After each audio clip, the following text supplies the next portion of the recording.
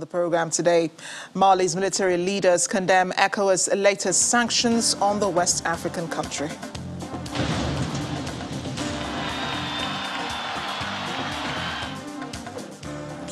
Family of world tennis number one Novak Djokovic say he's done nothing wrong as the Australian government prepares to make good its promise of deportation over vaccination status. Plus, the post-Myanmar leader is handed an additional 4-year jail term over illegal possession and COVID-19 rules. Well, welcome to the program today. I'm Amarachi Ubani. We begin with Mali's military leaders' response to the latest sanctions imposed by ECOWAS over the country's political crisis. Authorities say that they condemn the sanctions. Military spokesperson Colonel Abdoulaye Maiga said in a broadcast earlier today that the government of Mali will take all necessary measures to respond to these unfortunate sanctions. The government of Mali deplores the inhumane nature of these measures, which affects populations already hit hard by the security crisis and health crisis, particularly that of COVID-19. ECOWAS nations agreed to close borders with Mali to also sever diplomatic ties and impose tough economic sanctions in response to its delay in holding elections following a 2020 military coup. The fresh measures from ECOWAS represent a significant hardening of its stance towards Mali. Those interim authorities have proposed holding elections in December 2025 instead of this February as originally agreed with the bloc. Now, ECOWAS' decision to impose additional sanctions on Mali was announced on Sunday evening after an emergency meeting in the Ghanaian capital, Accra. And a communique issued after the regional body said it had found the proposed timetable for a transition back to constitutional rule totally unacceptable. In addition to closing land and air borders, ECOWAS is suspending non-essential financial transactions, freezing of Malian assets in ECOWAS commercial banks, and recalling its ambassadors from Bamako. Meanwhile, Regional Monetary Union UEMOA has instructed financial institutions under its umbrella to suspend Mali with immediate effect, severing the country's access to regional financial markets.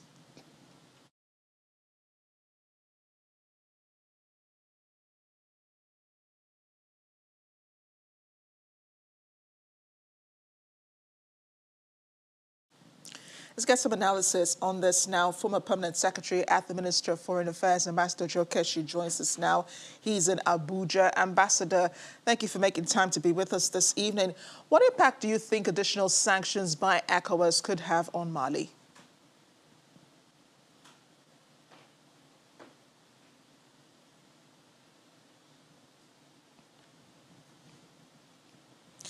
We do seem to be having problems connecting with Ambassador Keshi. We'll try to reconnect with him and, of course, have that conversation on the situation in Mali. But turning now to another pressing issue around the world today, which is the world number one, Novak Djokovic's stance against the Australian government. Djokovic, an anti-vaxxer, is being barred from participating in the Australian Open over his vaccination status, while the Australian government is threatening his deportation over the issue.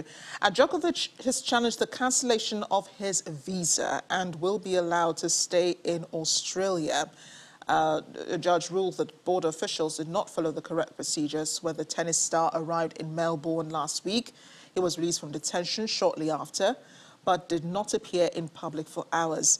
His family held a press briefing on the situation just a few hours ago. His mother, Lijana, says her son is being subjected to harassment and torture, claims he's done nothing wrong and has not broken any Australian laws.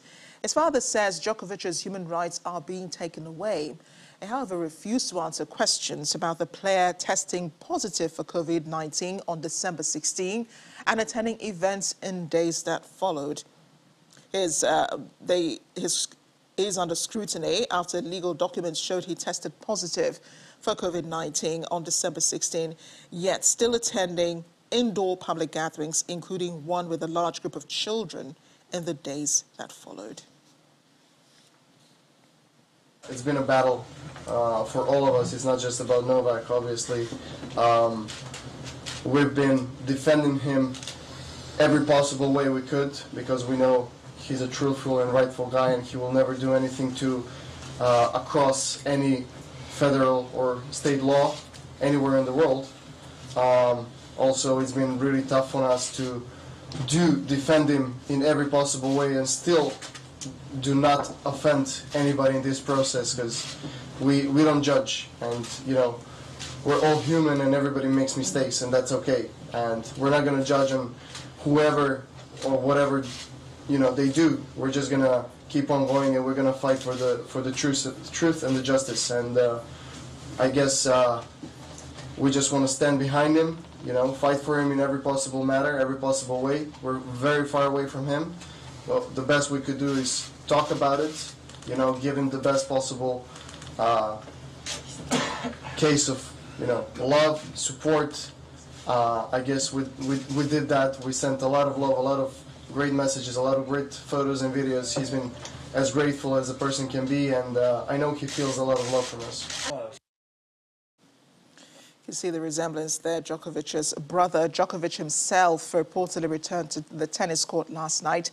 He sent out a message to fans on social media saying, "I'm pleased and grateful that the judge overturned my visa cancellation despite all that has happened. I want to stay and try to compete at Australian Open. I remain focused on that. I flew here to play at one of the most important events we have in front of the amazing fans." Back home in Serbia, in Belgrade especially, many welcomed the decision by the Australian court to release Djokovic from immigration detention.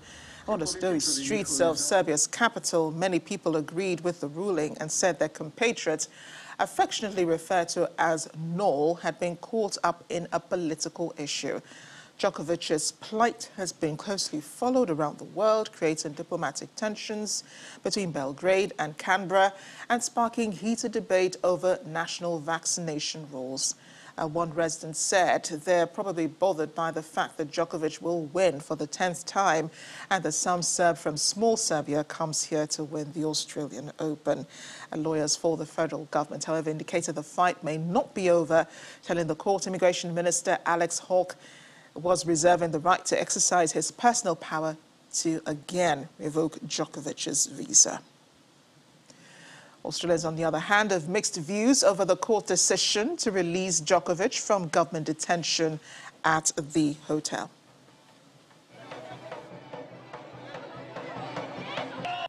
I think it's ridiculous that no one will protest for anyone else except for a tennis player who is here in the country. And it's just, I think it's ridiculous. No one cares this much about anything else except for a tennis player. It's so dumb. You either allow the guy into the country or you don't allow, right? But don't allow someone and then you start deporting them, right? It's funny, yeah. And he came legally, isn't it? He took a plane, came here. So if you're strict, you either allow him or don't allow him, right? Now he's like in between. Yeah. But as far as I know, he's been halted and he should abide by the rules, and I think this demonstration is ludicrous. Yeah. I think the decision that it being overturned is a little bit unfair, because I still think, because, you know, obviously if you're coming from an international place, then you do have to be vaccinated. And, you know, it's not like someone should get special treatment just because of the status that they hold. There's just both sides to it. There's the side where he was let in and then now he's come all the way here and they're saying that he can't play. But then on the other hand, there's all the players in the Oz Open who have done the right thing, have gotten vaccinated, and they're playing because they're allowed to be here. So it's just a bit of a... It's an issue that's got everyone talking, including our sports editor, Austin Okunakman, who's in the UK. Austin, great to see you, as always. Now, I know you've been following the story from day one. So a lot of tensions before the Australian Open. What do you think of the current crisis facing Novak Djokovic? You think this could affect his game, perhaps? What's a great news, Amarachi? I do not think it will disrupt Djokovic's game, because Djokovic came into Australia with one intention, and that's to win a 10th Australian Grand Slam title.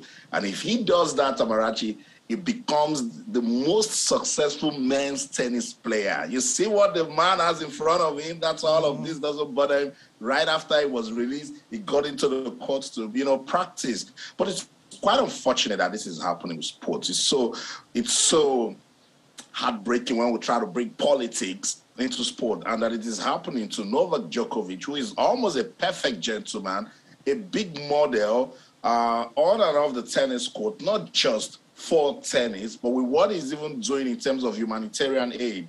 Look, it's all looking like an unforced error by Australia, and they just want to admit it, because if you listen to what Judge Kelly said, she said, what else do you want this man to do? He followed all the guidelines given to him by Tennis Australia, got into the country, and now you're having problems saying that he's not vaccinated. For instance, with everything going on, Roland Garros has said, look, this guy can come to the French Open and it's fine. So somewhere in the middle, Amarachi, there's politics, and it's not looking good for tennis. Yeah, but you know, Austin, rules are rules, and the Australian government has not bent any rules, even for its own citizens. So, I mean, this is almost tantamount to someone trying to break the law, don't you think?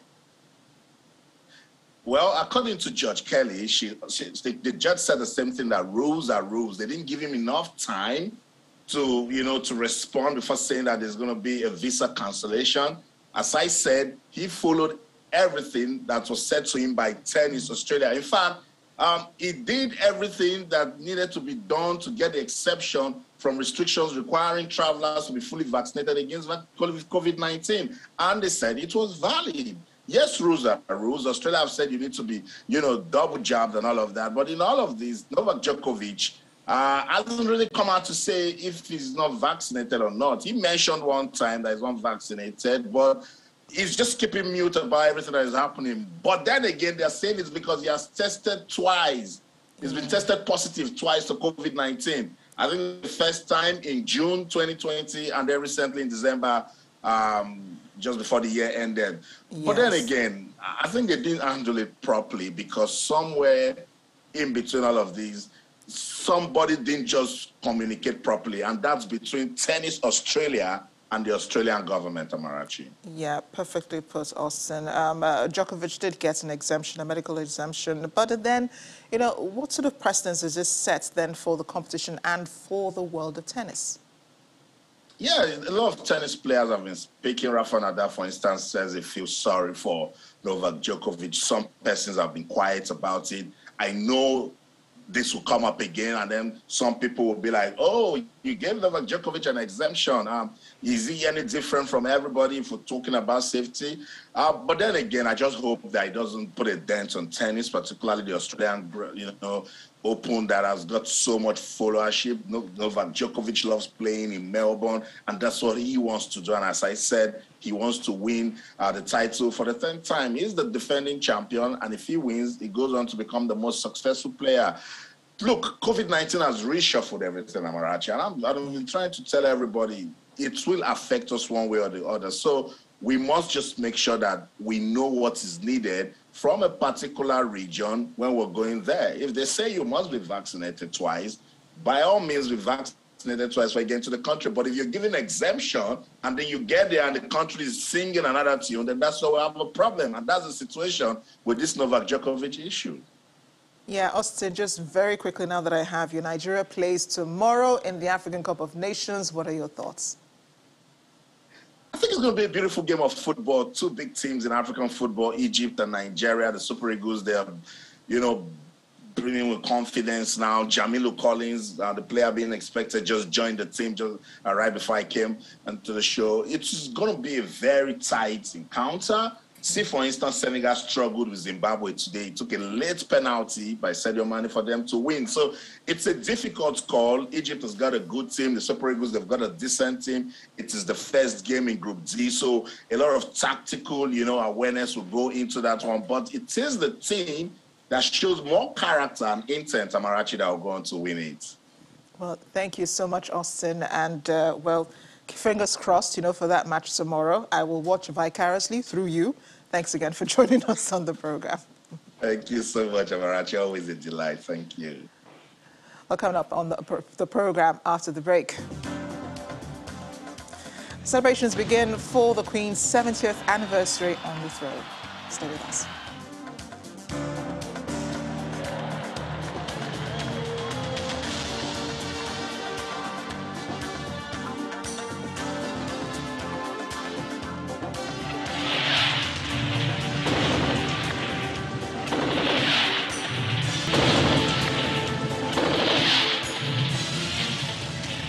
welcome back to The World Today. Just recap our lead story today, which is the Malian government condemning the recent sanctions imposed by ECOWAS on the country. The sanctions imposed affect the country's borders, all of which have been shut by ECOWAS countries, also affects diplomatic ties that are being severed, economic sanctions being imposed.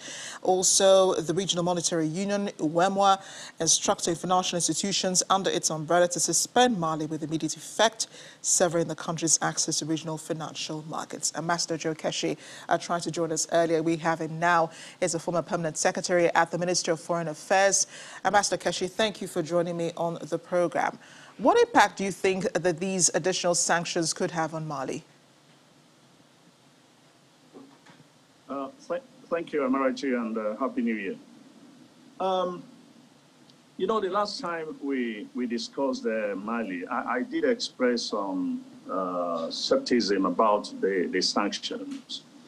But the reaction of the Malian leaders to the recent pronouncement of ECOWAS leader and UEMOA leaders is a clear indication that actually something must be happening. Some part of the sanctions must be affecting Mali itself.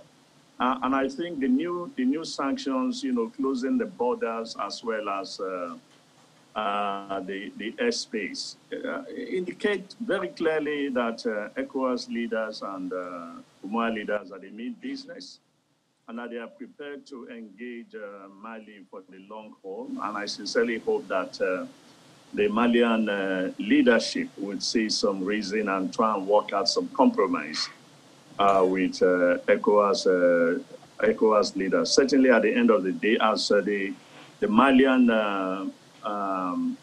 press release indicated, it will certainly one way or the other affect the ordinary people in Mali. I know we've talked about this before, Ambassador, and that's, you know, the importance of Mali to the regional bloc, you know, and how this could also affect other countries within the region. Yeah, you know, talking about ECOWAS, I mean the other countries in the region, I think the game plan of ECOWAS leaders is actually beyond Mali.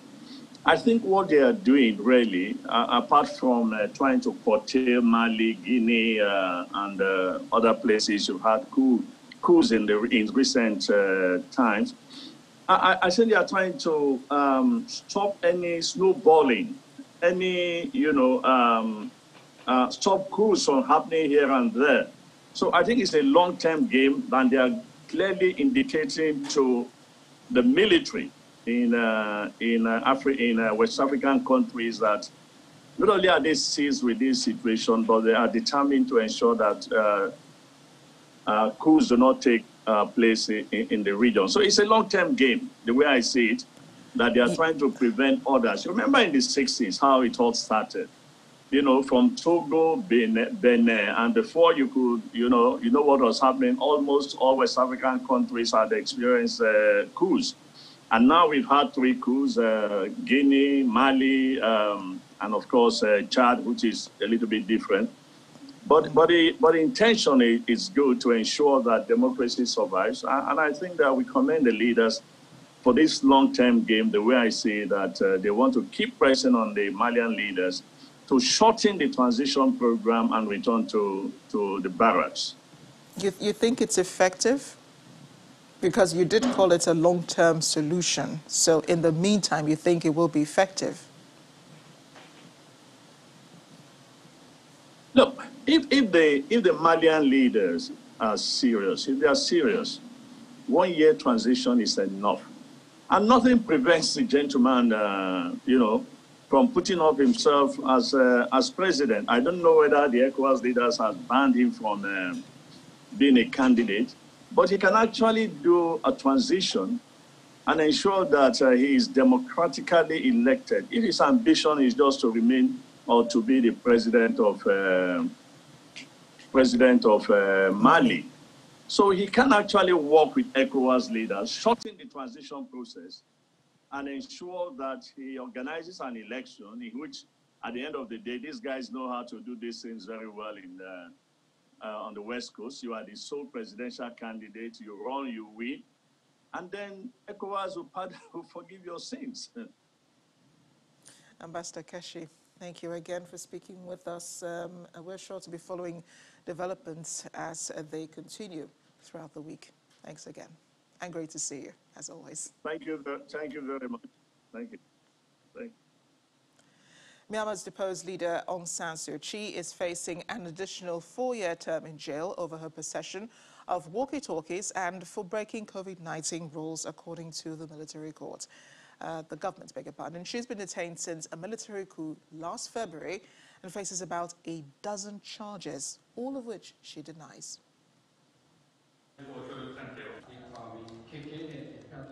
Aung San Suu Kyi was found guilty of several charges, including possession of unlicensed walkie-talkies and breaching the natural disaster management law related to coronavirus rules. The Nobel laureate is on trial in nearly a dozen cases that carry combined maximum sentences of more than 100 years in prison, but she has denied all these charges. Her supporters say the cases against her are baseless and designed to end her political career while the military consolidates power. Myanmar has been in turmoil since a coup last February when Suu Kyi's democratically elected government was overthrown, sparking widespread protests. Suu Kyi was detained the same day as the coup, and days after, the police document said 6 illegally imported walkie-talkies were found during the search of her home. Her trial has been closed to the media, and her lawyers have been barred from communicating with the press and public.